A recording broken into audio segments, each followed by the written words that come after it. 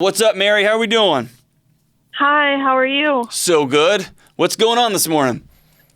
Okay, so I am 27. My husband is 26. We've been together for a decade, but we just got married 3 months ago.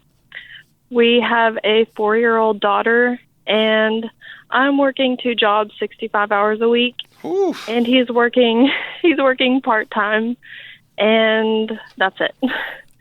I'm trying. That was I'm not laughing at you, sort of. I'm laughing with you. Yeah. But kind of at you. And the way you said that was awesome. And that's it. So how can I help today? I'm sure there's a bunch of ways I could help, but how can I help? Well, he wants to go to school for something technical so he can start a good career and be making most of the money. And I am wanting to just get an apartment so we can we're living in his parents' old house rent free. Okay. So do they live in the house too, or is it just y'all two? No, it's just us two and our daughter. Okay. And I'm just wanting to move out and get an apartment. I found one. It's 25% of my take-home pay. We haven't combined incomes because he's kind of against that, which... Normally in these situations, I would walk through a series of questions that start with your husband, your new husband of 3 months, sounds like he is a child. Sounds like he's a teenager. And he's still living in a teenage mind.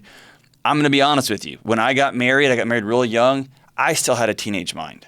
I still had an idea that I was just going to go to work and then go to the gym. And my wife was a glorified roommate. I hadn't wrapped my head around it yet, okay?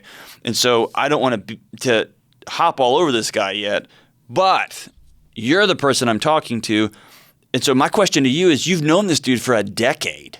He's been the father of your daughter for 4 years. Certainly this isn't a surprise.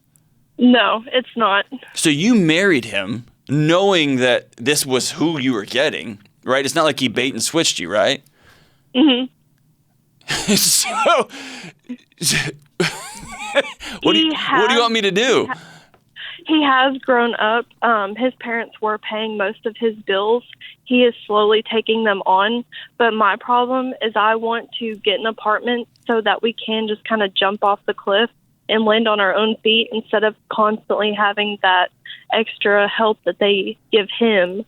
I refuse help from my parents even if I need it. I'll sell stuff online. I obviously got another job. Yep. So before you just jump off anything, you guys have to have a plan. Because one of you is going to jump and the other one's not going to. Or one of you is going to jump and you're going to grab the other one and drag them down. And that always ends up just in a pile of bodies at the bottom of a cliff. Okay.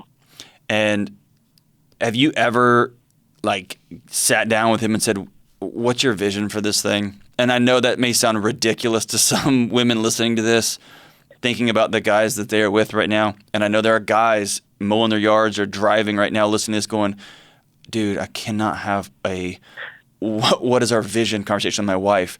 She would never have that conversation. So put yourself in that space. You and him go camping one weekend and it's just dude, what are we doing? What would that conversation be like? Or maybe you've had it. I did have that this past weekend. How'd it go? And he's very optimistic. He's like, yeah, I'm going to go to college and get this career, and then you can quit your jobs and stay home and, all that. So on Monday of this week, did he start looking up colleges and sending applications? Because it's not Christmas. He can be in a program by January. Right. Yeah, he has, and his mom and him have talked. But that's the thing is, she's constantly helping him. She's like, okay, I'll pay for your college, instead of letting him think about how he could do it. Well, I'm not. If a parent is going to reach out and be supportive, I don't want to just say no to that out of hand, right? If it comes with strings and it comes with expectations that mom is going to continue to run your new married life, yeah, I'm not taking that money, and I'm going to be really vocal in my home about my spouse taking that money. But if a parent's going to help, that in and of itself isn't a bad thing. And so you have a young kid, you have a young marriage, and mom says, hey, I'll help with tuition, but son, you're going to have to work your butt off. And you're going to have to really crush it. That's the problem, is she's willing to pay it. She's always paid for, everything. I know, but here's the And I'm thing. just- You knew this coming in. I know.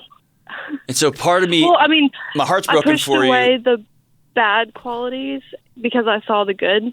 I saw the good qualities. Are the goods still there? Oh, yeah. They're Okay. still, yeah.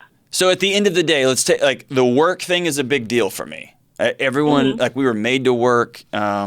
Not working leads to all kinds of downstream mental health issues and relational challenges and just like self-worth issues. Male, female, everybody deals with this.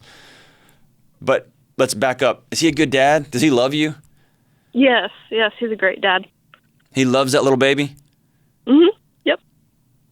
And I've got two definitions of love. One that talks about it a lot and one that shows up. And shows up looks like getting a job. Shows up also looks like getting up in the middle of the night and changing diapers and being supportive when wife is off working 65 hours a week, cleaning bottles, making sure dinner's ready. So he helps with that kind of stuff. Yes, he does. That's awesome. Okay, so what you're telling me is you've got a guy that's got integrity and character, and he doesn't have the tools, Yes. right? And so two things. One, he needs to call me so I can talk directly to him, okay? Because you and I can't solve his problem. Right. What you and I can do is this. Number one, at some existential level, 35,000-foot view of this, you knew the bed you were getting into, right? You knew. And so what you're asking him to do is to make a character change overnight after 3 months. You're asking him to become a different person. It's a fair ask and it's a right ask, but it is a tall order at this point, right? Yeah. And so what I want you to do is to set up, so you guys had the conversation this weekend. That's not a one-off shot.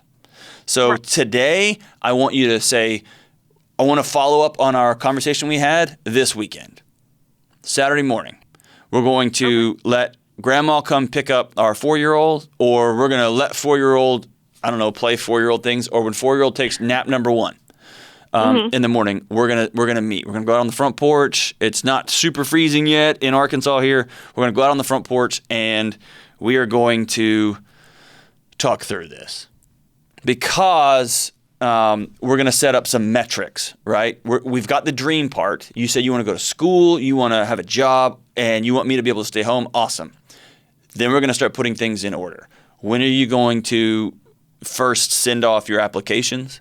I'm expecting you that we're going to start school in January, so we're going to have to get some childcare issues. I want you to start putting some meat on that skeleton. Okay? Okay. And that means for the next couple of days until you have that meeting, I want you to be thinking about the things in your mind that you want answered. What's the date on this? Who's going to pay for it? What's the time expectation? Let's look at your schedule because we're going to get a schedule. And for a technical school in Fayetteville, that's a sign-up sheet, right? There's a couple of giant universities there. And there are some technical schools all around that area. You're going to get signed up. You could have a course list by Friday. You could have a course list by first thing next week.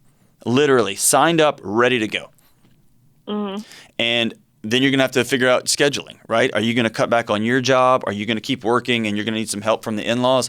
All those kind of things. And you're going to have to get over your pride part. You're a newlywed couple. You got a little baby. Let grandparents help you if it's healthy. Don't just say no just to say no, right? That ends up being, here's the thing, it ends up being the same issue just on the way other side of the spectrum. Like, I need all the help. I need none of your help. It's both silly, okay? Yeah. And one feels tougher than the other. They're not. They're both inaccurate. You both need a little bit of help. You're a newlywed couple, even though you've been together forever. You got a newborn in that house, and y'all are still trying to figure out what life's going to look like. So accept the help if it doesn't come with a bunch of character and value strings to it, okay? And then I want you to ask him the following. I want you to ask him for permission to hold him accountable. I want you to ask him the following. Hey, I'm asking a lot of you because you're going to have to be a different guy now. We're married. We have a baby. You're going to have to begin to break away from your mom. And I'm asking if I can speak into your life as your wife. I'm asking you to, when you get nervous and frustrated, to not hide with video games, to not just quit school, but come tell me and say, I'm being vulnerable here and I don't know how to do this because mom never made me. Dad didn't teach me how, but I'm kind of exhausted right now. And then you can give him the speech. I'm working 65 hours. I'm exhausted. Y'all can do that. Y'all can have that dance together. But I want you to tell him proactively, I want to be a part of helping us come together. I want to be a part of helping you become a great husband, become a great man. And I know it's going to be a journey for us because you've been this way for a long time. And I'm all in if you're all in. I want you to tether into him. Okay? Okay. And then, man, you be firm on the accountability. Let's get some dates. Let's get some dollar amounts. Let's get some, here's what this is going to do to our schedules. Let's get some of that on paper, on the calendar, and then let's get ready to rock and roll. And again, he sounds like a guy of integrity and character that has just simply been mothered to death, and he's got no tools. And you signed up for it. You knew what you were getting. You signed up for it. You're going to have to be about teaching him tools, and you're going to have to let him grow up, and you're going to have to hold him accountable, and you're going to have to let him hold you accountable. Okay? Awesome. Mary, I've got high faith in you guys. I got high faith in you, even though you jumped into a pool knowing there was no water in it. You knew there was no water in it, but you jumped anyway. All right, so it hurt when you hit, and now we're going to get up, dust our stuff off, and we're going to get into the business of being connected. So good for you, Mary.